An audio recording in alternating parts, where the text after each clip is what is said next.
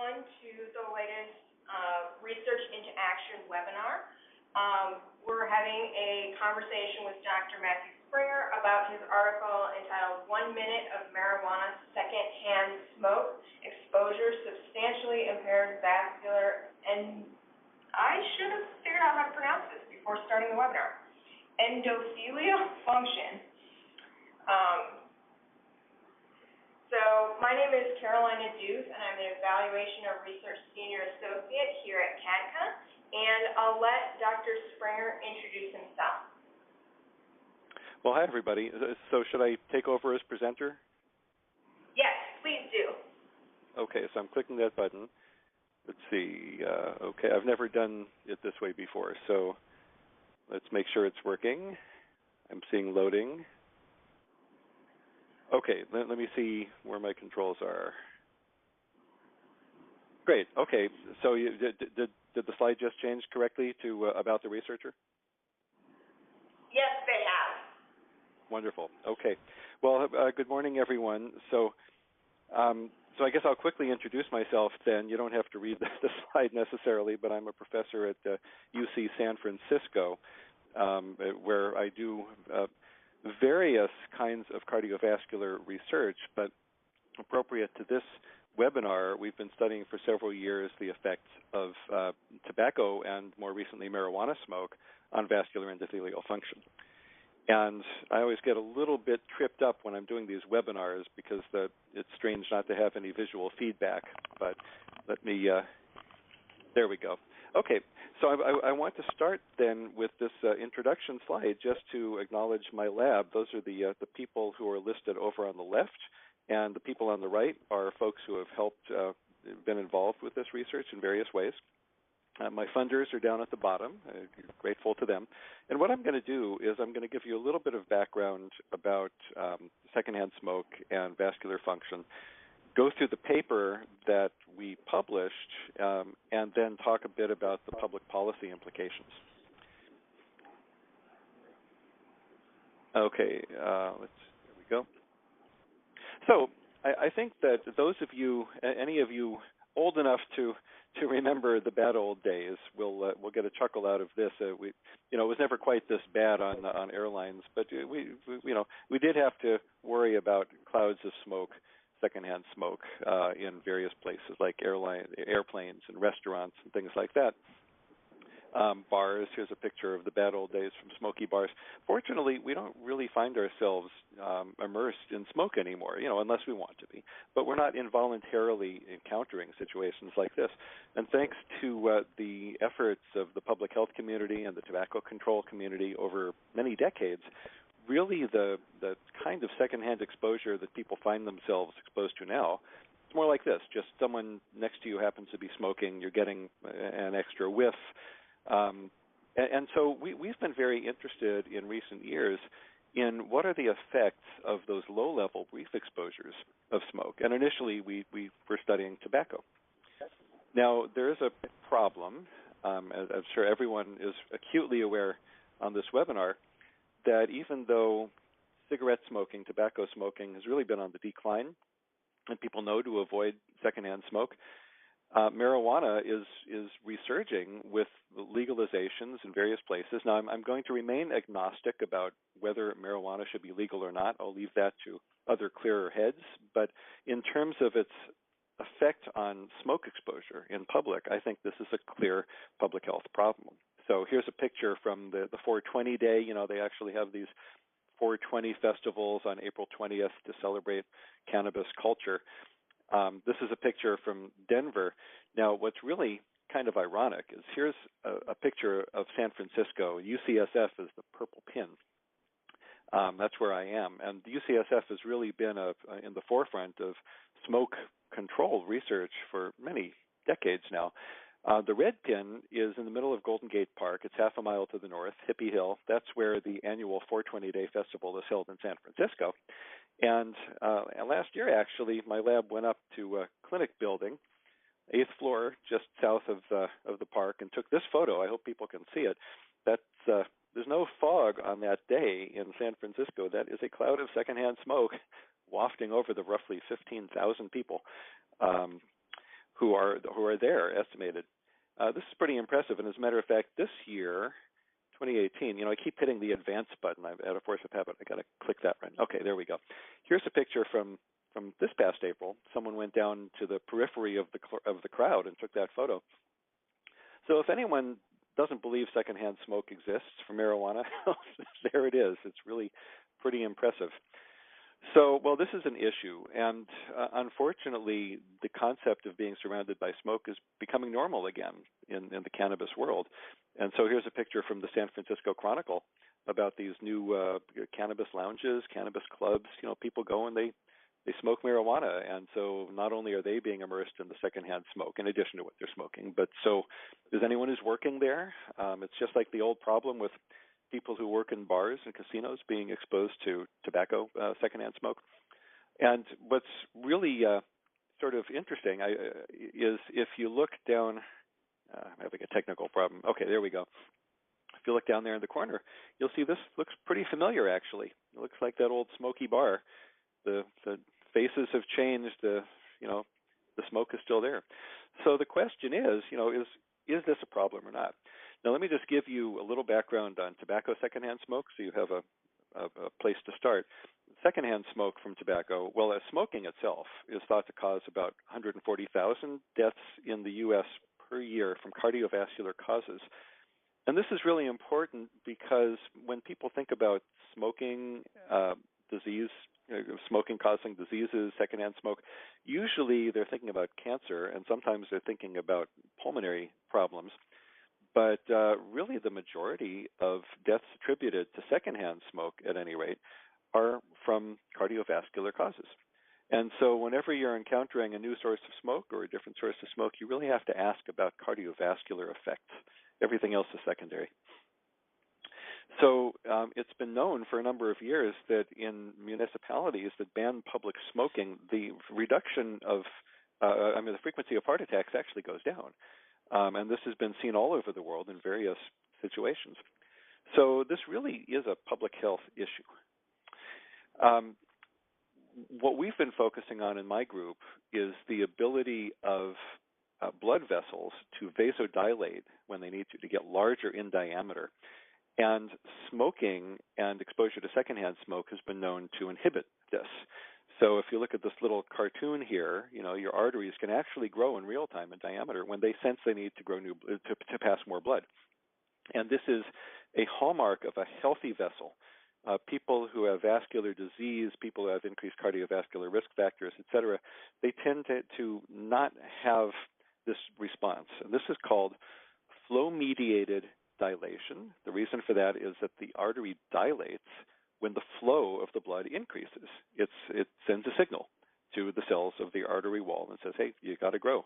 And so the thing dilates in response. Now, when people are exposed to smoke, this is impaired. The impairment is temporary, but it's been known for a long time, since the 90s, that people who are exposed to a lot of secondhand smoke over the years, even if they're not being exposed when their vascular function is being measured, they have poor vascular function. They basically have the blood vessels of smokers. So if you get this insult too many times, you have chronic vascular dysfunction. So we can actually measure this in the clinic. And in people, what we do is we will put a blood pressure cuff around your arm and inflate it all the way.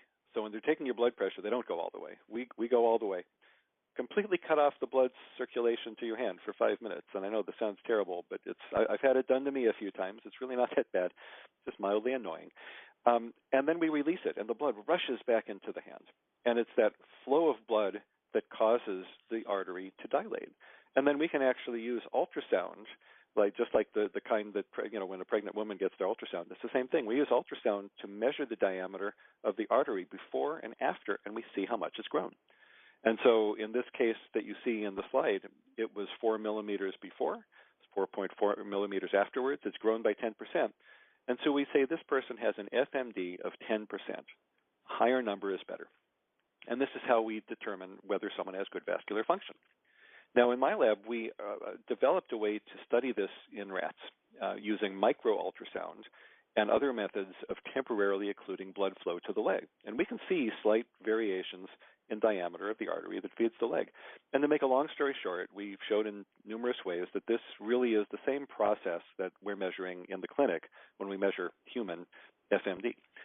And this graph that I'm showing you, there are going to be a few graphs in this talk. This graph, the way it works is each colored line is one rat. So where it says 30 minutes exposure, there are 1, 2, 3, 4, 5, 6, 7, I think 8 different, there are 8 different rats there. And this FMD, vascular function, has been measured 3 times. Once before exposure to smoke, once right after exposure to smoke, and then 30 minutes later to look at recovery. And as you can see from this graph, the FMD in most of the rats goes down after the exposure, and then it comes back up. It gets better. And we actually were able to see this with tobacco secondhand smoke. Even at 1 minute, 1 minute of exposure, we started to see this decline in vascular function. And when we expose to smoke, we have a smoking machine, basically. It smokes cigarettes, and I won't bore you with the details, but essentially it collects the smoke off the burning tip of the cigarette, and this is what the rats get exposed to. But before the rat ever sees it, and the rats are asleep, by the way, before the rat ever sees it, we vent out most of the smoke. We have a little monitor, a meter that measures the level. And we're exposing these rats to about the level of smoke that you might encounter in a restaurant that allows smoking. So it's a real-world level of secondhand smoke. It's not some artificial, made-up smoke cloud or anything like that. So we were able to do this with tobacco, and we published in 2014 that even 1 minute of tobacco secondhand smoke is enough to start this impairment of vascular function. Now, the point of today's webinar is about marijuana, clearly. I mean, we've done a number of studies on tobacco and looking at how this works, but I'm not going to go into those. I'm going to jump directly to what happened in 2010, actually, when I was at a Paul McCartney concert at the ballpark, the Giants ballpark in San Francisco, AT&T Park. And I always tell the story when I can. I love it. It was a great concert. The guy's amazing. 3 hours without a break. But somewhere in the middle, people in the stands started lighting up. And for a split second of just a split second, I'm not that naive, I was thinking, they can't smoke here. And then I realized, it's marijuana. And I realized, Paul McCartney, San Francisco pot, it all goes together. But I was really taken by this concept that people in the stands presumably would not have allowed the people around them to smoke tobacco. They know, to avoid it, and yet they were okay with the marijuana secondhand smoke. And I started thinking, well, how do we know whether, is secondhand smoke from marijuana the same as secondhand smoke from tobacco? You'd think that it would be, other than cannabinoids and nicotine. But people seem to think it's okay. And it was really then that I decided we needed to look into this, because we had this great rat model going. It's hard to study this in humans. So we could do it in rats. And the timing couldn't have been better, because right around when we started doing this is when all these states started legalizing marijuana. So suddenly it became a big deal. So here's the problem. As you can see in this slide, the general public knows to avoid secondhand smoke from tobacco, but they think marijuana secondhand smoke is okay. And I think that that's for a number of reasons. But what I hear people say is, well, there's no nicotine. They assume that nicotine is the bad thing in smoke. Actually, smoke is thousands of chemicals. There are a lot of bad chemicals in smoke. It's not just the nicotine. They say it's natural. Well, okay, I still have never completely figured out what that means. I mean, I guess you don't have tobacco companies putting extra chemicals in it, but there are the thousands of chemicals are already there from combustion. With marijuana, there's this extra dimension that it's medicinal, right? People hear medicinal marijuana, medicinal cannabis. They figure, well, it can't be that bad. But of course, just because something has medicinal properties doesn't mean that other aspects of it aren't bad for you. But I think the biggest problem is that we in the public health community have been telling people for decades to avoid secondhand smoke from tobacco. We haven't told them to avoid marijuana secondhand smoke. We haven't known for sure. We haven't, no one had done the experiments. And so people see this and they mistake the absence of evidence of harm for evidence of absence of harm, right? So if we're not telling them to avoid it, it must be okay. That's the problem. So we need to have more information. So I don't expect you to really read this slide. This is just a good illustration that a group up in Canada a few years ago did very careful chemical comparisons of marijuana smoke and tobacco smoke. both the smoke you get from smoking and the smoke that comes off the burning tip. And they found basically, with the exception of the cannabinoids and nicotine and related compounds, pretty much anything that was there in one was there in the other, but at different levels, at different ratios. And this included some really bad chemicals. And so you can assume that anytime you're inhaling smoke from any source, you are inhaling a whole chemistry lab full of chemicals. And all these things are going to be doing different things. So the concept that a particular kind of smoke could be completely harmless seems suspect from the start. But you have to have evidence. So we decided to embark on this, and I wanted to include this slide just because it's kind of fun. The process of applying for my Schedule I Controlled Substances DEA license was arduous, and I encountered actually this thing where if you've read far enough down the slide, you see down there, is the researcher human? And yeah, it took a while. I had to figure out how to answer that one. It's not straightforward. I told them about the typo. They've changed it. But this is an indication of the wild and wacky experiences that I had when I started doing this research. But we're glad that we did it because the results were really quite interesting. And we presented our initial results at an American Heart Association conference in 2014. Here's more of those graphs of FMD from the rats. And what you can see here is on the left, we have low dose and high dose. That is 2 different doses of marijuana secondhand smoke, the same experiment as we did with the tobacco, in this case 30 minutes. The high dose was the same dose that we did for tobacco. The low dose is 1/3 of that dose, just arbitrarily chosen. Now, I should say that we don't know for a fact what the ambient levels of marijuana smoke are in various social situations, and this is something we're trying to do. Now, I'm seeing some instant messages here that the slides are stuck. So, Carolina, is there something that you can do about that? Lots of people saying no graph for rats. Slides are not advancing. Yeah, I'm still seeing the slide about the applying to be a Schedule I drug researcher. Let me try moving back. I've just gone back to that slide, and now I'm going to advance again. Are people seeing a green slide? Someone says it just moved. Okay, now. So can people see? Oh, someone says no. Mixed results. All right, I just got it, so maybe it's coming. Oh, maybe not. So I've put it back on the green slide that should say, it should have a big graph, 4 graphs. Seems like it's delayed. When people do the instant messaging, I might not see that instantly because I'm looking at the slide. So maybe if Carolina can jump in if there's something I need to do. Okay. Well, some people have it and some people don't, so I'm not really sure. I guess I would say just keep going because it that's seems fine. to take Yeah. different periods of time. So that's fine. Yeah, and I'll just be descriptive as I talk, just for anyone who's having trouble. So we're seeing two graphs, the low and the high. I was about to say that we don't really know what the ambient levels are of marijuana smoke, so we're making some assumptions, and I think this is going to be an important question to answer. But at least at a smoke per smoke level, the same level of smoke, whether or not that's a relevant level or not, at the same level of smoke and at 1/3 lower than that, we saw the similar impairment of vascular function from the marijuana as we did with the tobacco.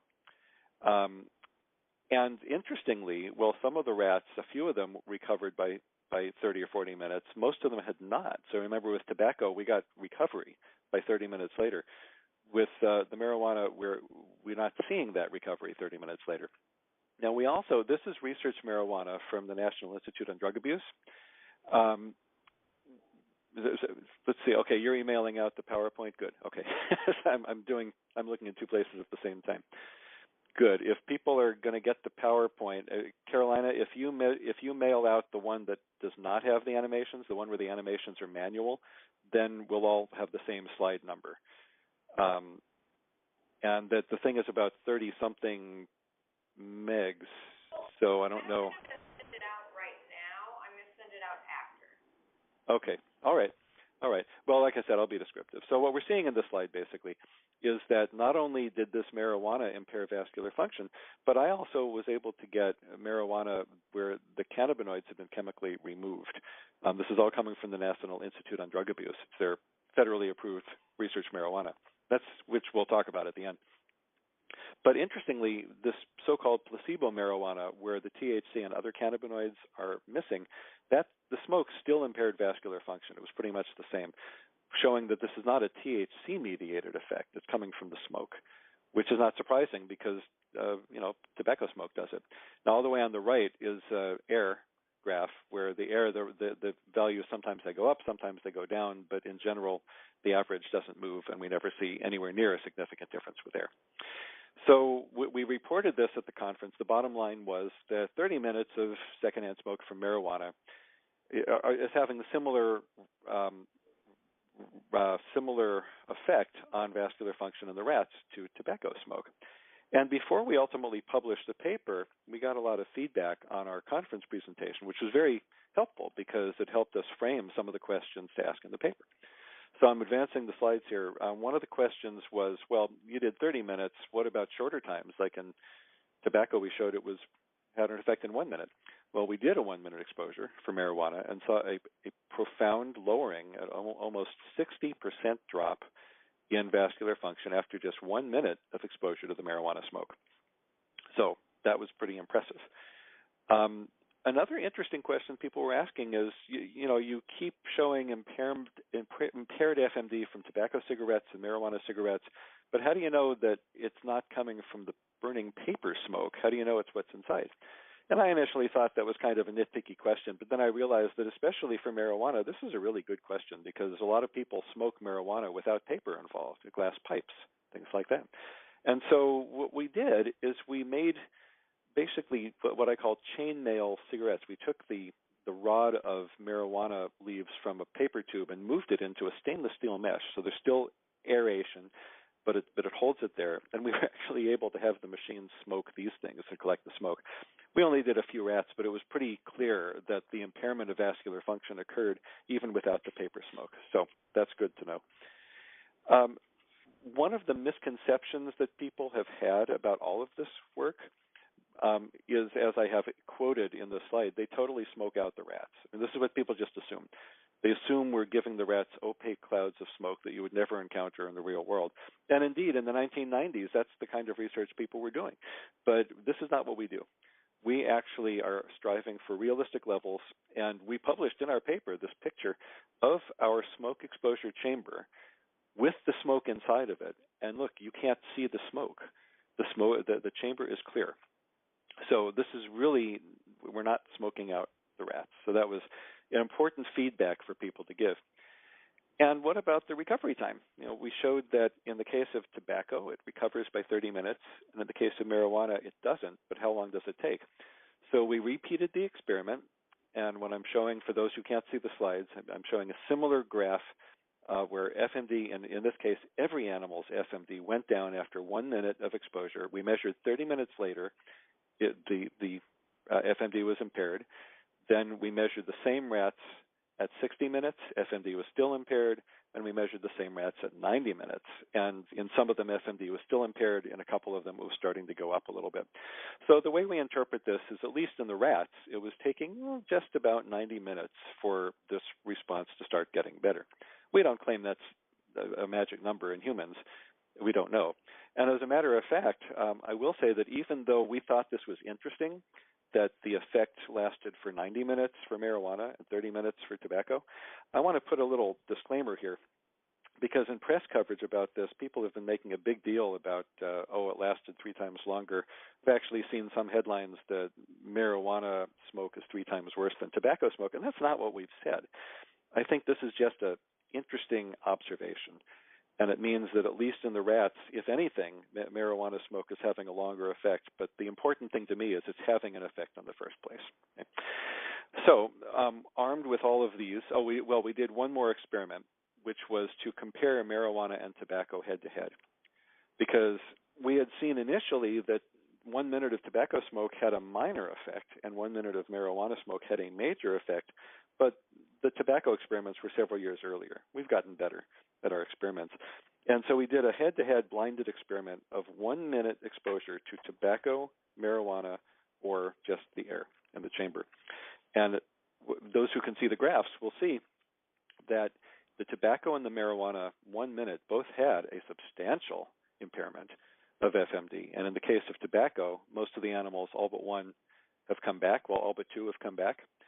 And in marijuana, several of the animals just continued to go down, and the others only moved up a little bit. So head-to-head, blinded, they seem to have a similar magnitude of effect, but the marijuana effect is lasting longer. So we published this in this paper that's the subject of today's webinar, and the summary of the marijuana results is that marijuana secondhand smoke for 1 minute substantially impairs vascular endothelial function. And someone is asking, I see, is it 1 minute or 10 minutes? It's 1 minute. Here, let me go back to that slide. Oh, I see the problem. So it's 1 minute. Okay, when we show these graphs and we have down at the x-axis pre-exposure 10 minutes post and 30 minutes post, the actual exposure time is 1 minute of exposure. It takes us about 10 minutes to get the rats from the exposure setup to the ultrasound. So that's why this says 10 minutes after the end of exposure, we have impairment. And then 30 minutes after that, we have impairment. So hopefully that helps. So going back here, so marijuana secondhand smoke for 1 minute substantially impairs vascular endothelial function in the rats. The paper smoke and the THC in marijuana, neither of those are required for this effect. An interesting byproduct of this research is it confirms that nicotine is not required for the impairment of vascular function by smoke. Now, I will say we just had a poster last year at an AHA conference showing that the nicotine is exacerbating this impairment in tobacco smoke. The cigarettes with less nicotine impair FMD less than cigarettes with more nicotine. But clearly these marijuana results show that you can still impair FMD with smoke that does not contain nicotine. And 1 minute of marijuana secondhand smoke exposure impaired vascular function for at least 90 minutes, which is longer than the impairment for tobacco secondhand smoke. And someone's saying, I'd be curious to know if the study has been done with e-cigarettes. We actually plan to do that. We haven't done it yet. But we just had a paper accepted looking at this new tobacco product from Philip Morris, a so-called heat not burn device that heats the tobacco to below the temperature of combustion. But we saw that at least in the rat model, the aerosol that comes off of one of those things impaired vascular function, just like the smoke that comes off of one cigarette in mainstream smoking. We'll be doing e-cigarettes later. So the implications, what are the and Juul too? Yes, indeed. So Juul, I mean, they are e-cigarettes, but they work differently. And the big deal about Juul is that all the kids are doing it. So many people are talking about it, and we have plans. Thank you. So the implications of the marijuana work are, well, here's a good example. This is going to blow your mind. In the Toronto Star in 2015, the deputy health minister announced that they were going to allow use of medicinal marijuana in public places as long as you have your card or whatever they have in Canada. You would be able to use your medicinal marijuana, including smoking, in movie theaters and restaurants and offices and playgrounds, and it was just amazing. That was one day, and the very next day, according to the Toronto Star, they backstepped and said, oh, okay, we're not going to do that. And now what's not surprising is that there was a big outcry about this. What is surprising is that the outcry didn't come from the medical community. It came from the entertainment industry. The medical community was consulted and was generally approved the use of medical marijuana in these public places. I guess they were looking at it as patient access to medication. The entertainment industry said, hey, we don't want movie theaters and bars full of smoke. Really amazing. And so this gives you an idea of the confusion that's out there and why we need more clarity. We need to understand whether secondhand smoke is a real problem or not. So that's why we're doing this kind of research. Now, further implications, this was nice. In California, a couple of years ago, one of the state assemblymen introduced an assembly bill to clarify that landlords can prohibit smoking of marijuana medicinal or otherwise, in their properties if tobacco smoking is banned there. That was already in the law, but people weren't clear on that, and landlords were scared to enforce this because they were worried about being sued. So the point of this bill was to clarify that yes, you can ban all smoking. If you ban tobacco smoking, you can ban marijuana smoking. Now, they actually cited our report as one of the reasons for the bill, so that made me feel pretty good. This is our conference report. It passed unanimously through the State Assembly Judiciary Committee. It passed unanimously, plus I guess three people didn't vote in the entire State Assembly. It went to the State Senate Judiciary Committee and died there. And the reason is because there was concern that you were going to run up against the rights of cancer patients, et cetera, to use medical marijuana in their homes. And this is clearly a gray area. It's clearly one of those situations where my rights and your rights meet each other somewhere in the middle, and where do you draw the line? Personally, I think that I'm not aware of any other medication that if you use it, other people have to use it too. And especially if the secondhand smoke is a concern, if people are using medication, it should be done in a way that does not adversely impair the health or risk the health of other people around them in neighboring units, et cetera. But those are the issues that we're dealing with. Now, what about the acute and long-term cardiovascular risk? Is this really a concern or not? Well, we don't know nearly as much as we need to know. Okay, let's just say that. In 2001, there was a small study that published, very small, super small, that published that by retroactive calculations and analysis, the risk of an acute heart attack goes up about 5-fold in the hour after someone has used marijuana. Very few people, very small sample size. Marijuana use is not even really defined. That was all we knew for a while. Then we started getting mixed messages. These two papers are from the same group, one in 2008, one in 2013. They initially reported that in people who have had a heart attack, they have a higher death rate if they're marijuana users. That was in 2008. In 2013, they continued the analysis. They followed the same people out further and said, we no longer see this difference. But I think the fact that the difference was there in the first time point was enlightening. Now, larger studies, and this I will tell you that the cannabis advocacy world loves to refer to this Cardia study, because this Cardia study, this is a huge study with thousands of people, where they're looking at correlations between a bunch of different lifestyle issues and cardiovascular disease later in life. They were unable to detect a correlation between long-term marijuana use and cardiovascular disease later in life. Now, they didn't look for everything. Again, this is the absence of evidence of harm, not the evidence of absence of harm. And the sample size was small enough that among people who were currently using marijuana, it was actually pretty small. But the data are out there, and they're important. And this is, if it were a terrible, terrible thing, if marijuana was just a nasty, nasty, nasty thing, then presumably you would have seen something in Cardia. They didn't. However, nowadays, massive studies, so not thousands, but hundreds of thousands, I think maybe even millions, from large data sets are being done. And there are a couple of conference reports at the American College of Cardiology last year. I'm not aware that these have actually been published yet, but they're peer-reviewed conference reports showing that in marijuana users relative to non-users, there were increased rate of heart attack, heart failure, and stroke. So I think there's probably something out there. And I think clearly we just don't know enough. It's like we're in the stone age of tobacco smoke research, and we need to know more about what happens when people are exposed short-term, what kind of levels, what about the form, what about leaf vaporizers, et cetera, et cetera. We're really just beginning to ask these questions. So what is the policy goal, the overall policy goal from all of this research, in my opinion, is that public exposure to secondhand smoke should be avoided, whether the source is tobacco or marijuana. And we can speculate about e-cigarettes and other things. I think that the safest thing to do is just breathe clean air, right? Think of it this way: if you're at a campfire and the wind changes and the smoke blows in your face, people tend to move out of the way, right?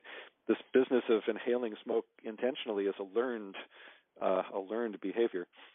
So that's the bottom line for the policy goals, but to break it down more granularly, I think we need to change the perception and change the dialogue. So where the slides, in case someone still can't see the slides, I'm showing my initial slide with there's no nicotine, it's natural, et cetera, et cetera. I think we need to change this dialogue. We need to change there's no nicotine into there's tar and chemicals still. There's still thousands of chemicals. We need to change its natural into its gross. I mean, let's face it, it's still smoke.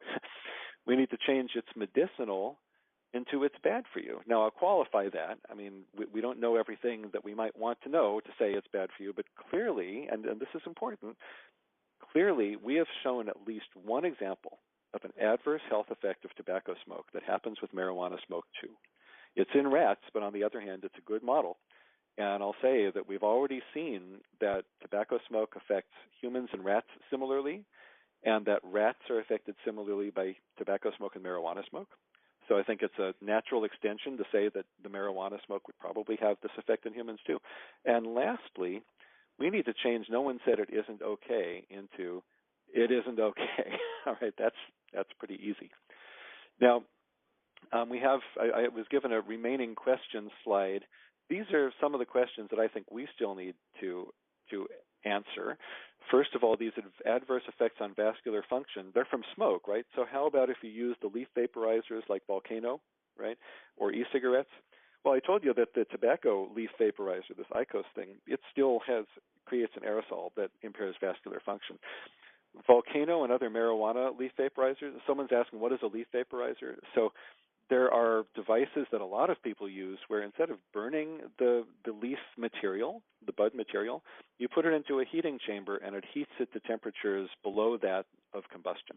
And the THC is in crystals on the surface of the leaves, and it just basically evaporates essentially, and you inhale an aerosol of the THC.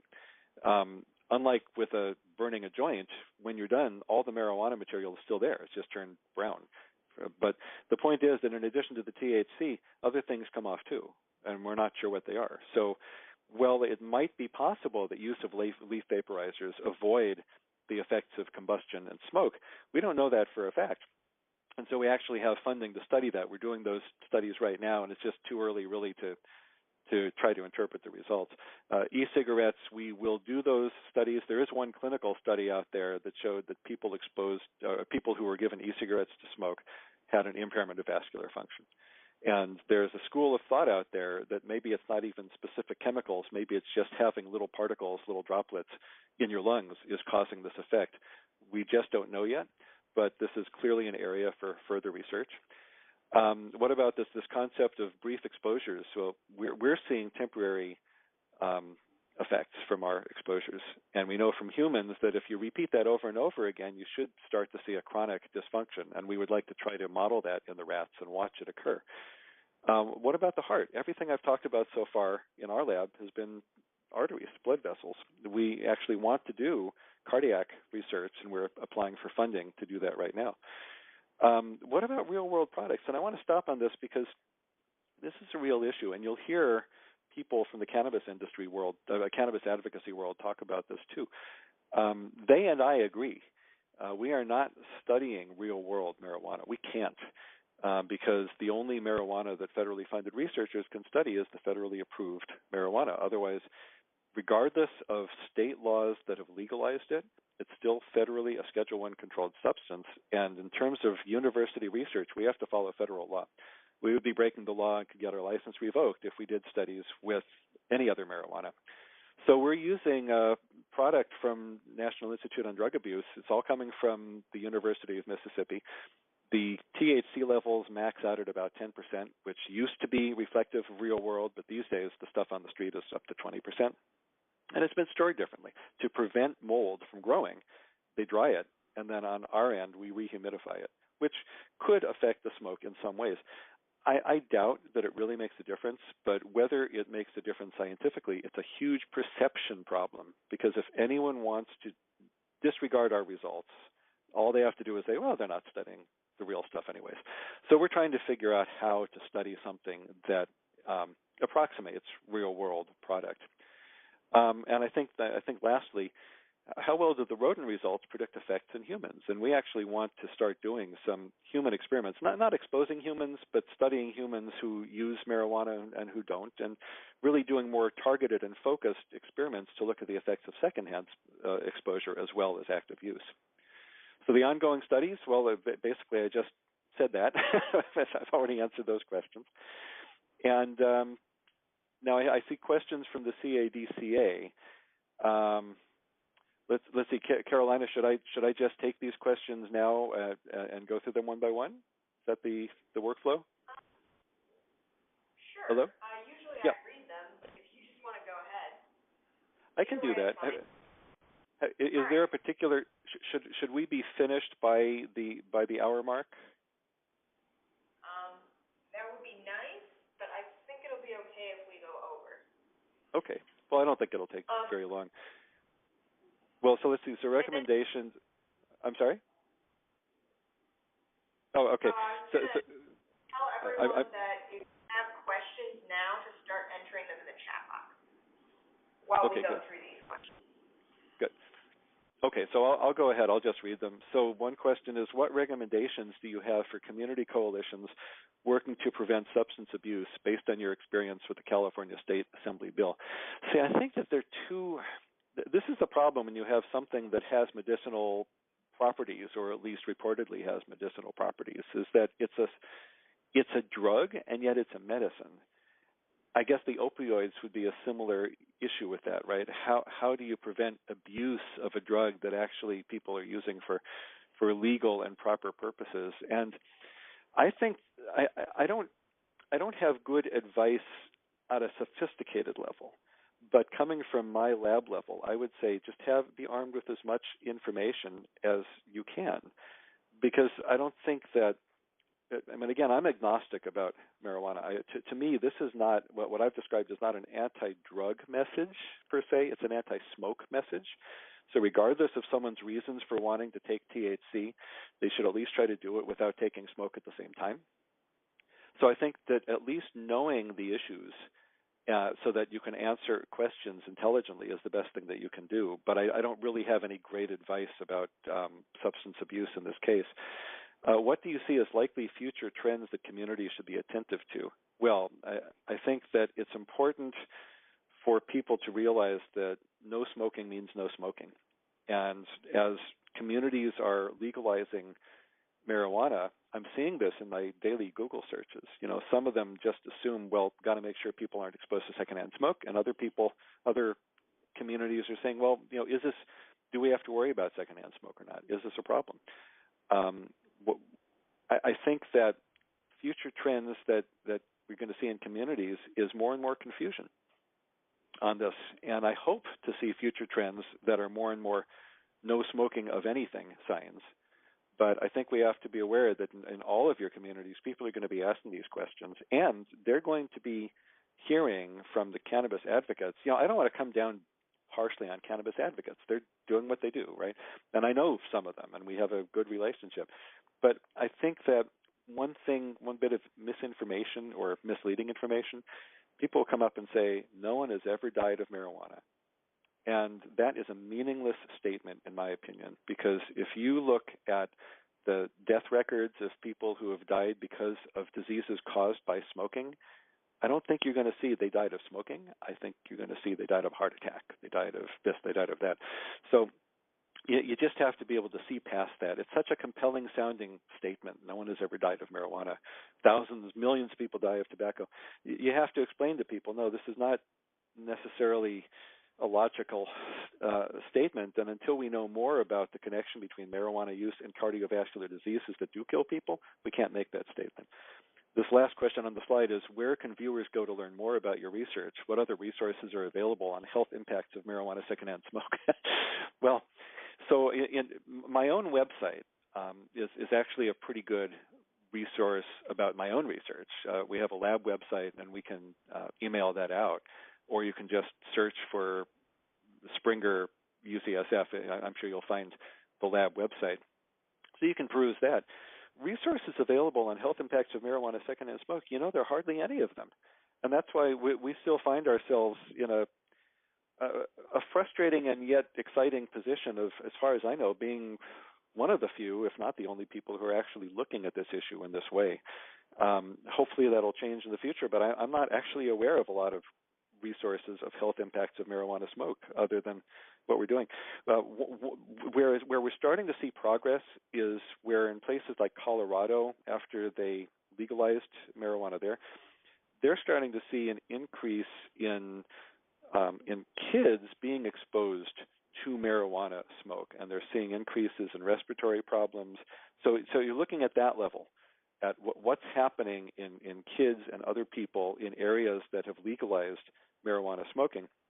Are you seeing evidence of secondhand exposure, and are you seeing evidence of ill effects of secondhand exposure that can only be attributed to the marijuana?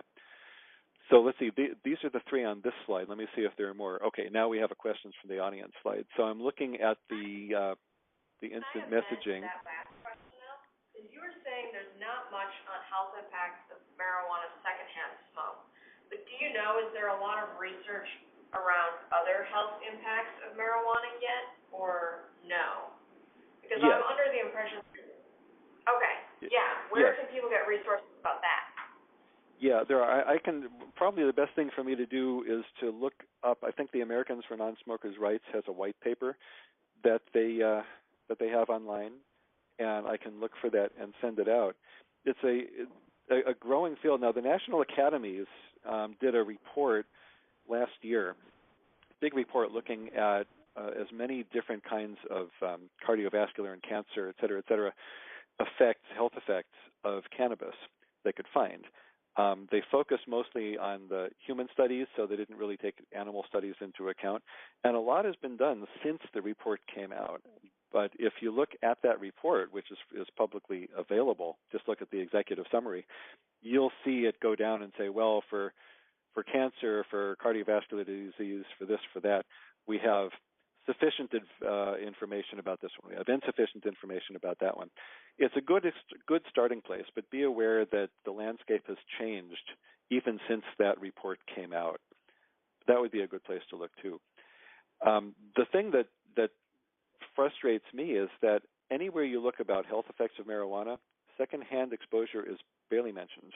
And in the past, when people have been concerned about secondhand smoke exposure of marijuana, usually they're trying to figure out if you're going to fail a drug test or if there's a contact high, things like that.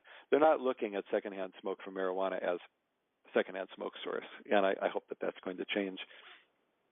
So let's see. Looking at the questions, you mentioned that there's a study out showing connection between vaping marijuana and health impacts. Did I? No, I think that might have been a misinterpretation of something I said. Vaping. So far, what is known about vaping marijuana in terms of the leaf vaporizers, and again, vaping can mean one or the other. In terms of the leaf vaporizers, you know what? I have a feeling you're talking about the clinical study where I was talking about e-cigarettes, which was not marijuana e-cigarettes. It was nicotine e-cigarettes, where people were exposed to e-cigarette aerosol, where they were given e-cigarettes to smoke, and then their vascular function went down. So that is the first author's name is Carneval, C-A-R-N-E. C-A-R-N-E-V-A-L-E, I believe. But we can certainly send this information out too.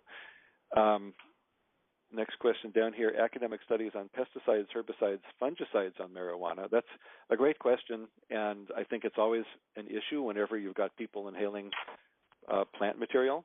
I will say that the research marijuana from University of Mississippi, they do not use pesticides, et cetera, on their marijuana. And this is, again, a little misinformation that you'll hear from some of the cannabis advocates who will claim that there's contamination of the research marijuana with pesticides and seeds and things like that. There actually is not.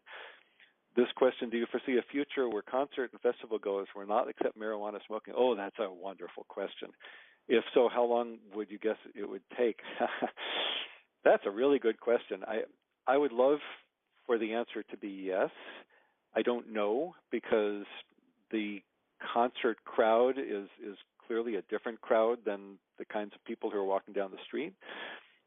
But if it happens, so I'm going to dodge that question because I just don't know how to answer it. But I will say if it happens, it's going to be because of public education, and it's going to have to be a result of making sure that smoking in general does not become normalized again because of all these other products that are coming out and marijuana.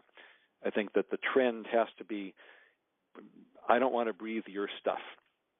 You know, if you're putting out something that I have to breathe, something's wrong. I think that's what it's going to take. Will this webinar be available to view again online? I'll leave that for Carolina. Yes, it will. It'll be either later this week or early next week. And then where can we find the Colorado info on youth and breathing issues? There are a couple of papers and conference reports out there, and I could try to tabulate some of those and send you some. There's been a couple of reports, and actually the main person was Karen Wilson, who used to be at Children's Hospital, Colorado, who's now moved and taken a position at Mount Sinai in New York, but they're still publishing about this. Let's see. Would be interested in youth breathing issues as well. I could not comment. I don't really know anything about that other than this the bronchiolitis report from Karen Wilson, which said that there were greater instances of bronchiolitis in kids that were coming in to the hospital after marijuana was legalized. Love any information I could get youth and adults. I'm not really sure. Could you maybe be more specific? Because I'm not sure how to answer that question. So you could try putting that in another comment.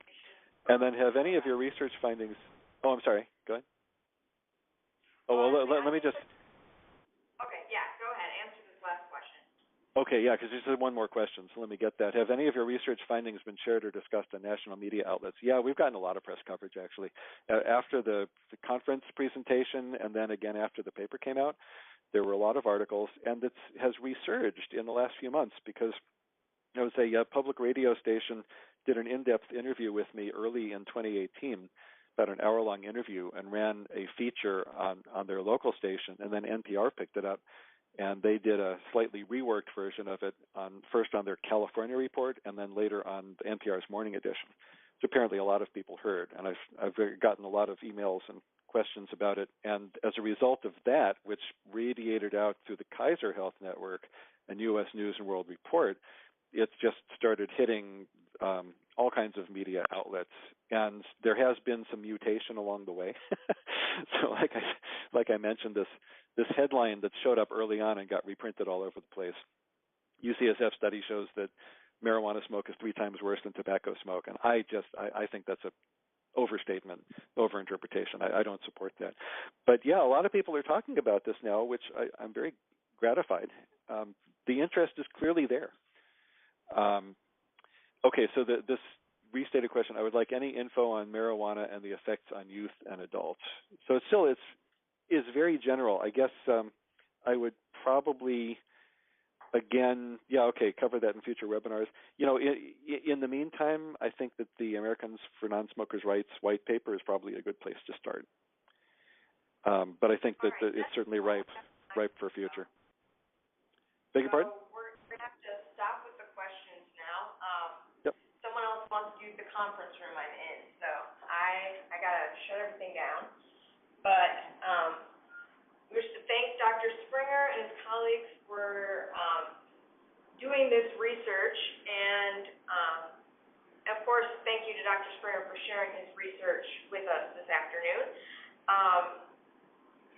If anyone would like to view a recording of the webinar, it will be on the CADCA website, and in addition, I will email out a copy of the PowerPoint presentation.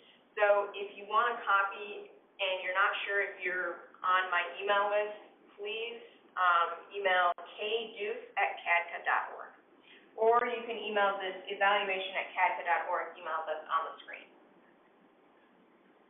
Great. Well, thank you, everybody. And Carolina, I'll send you some resources that you could send out to other people later today. That'll be great. Thank you so much. Thanks, everyone.